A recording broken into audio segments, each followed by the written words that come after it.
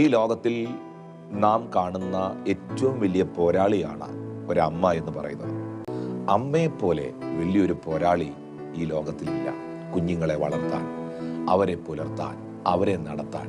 അതുകൊണ്ടാണ് വേദപുസ്തകത്തിൽ ദൈവം കഴിഞ്ഞാൽ ഏറ്റവും വലിയ സ്നേഹം അമ്മയുടെ സ്നേഹമാണ് എന്ന് ബൈബിൾ വ്യക്തമാക്കുന്നത്.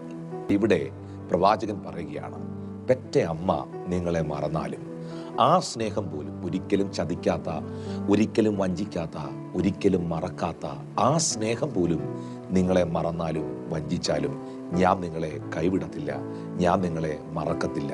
എത്ര വലിയ ഒരു വാഗ്ദത്തമാണിത്! എത്ര വലിയൊരു സുരക്ഷിത സ്ഥാനമാണ് ദൈവം എന്ന് പറയുന്നത്. അമ്മയെക്കായാലും സുരക്ഷിതമാണ് ദൈവത്തിൻ്റെ സാന്നിധ്യം.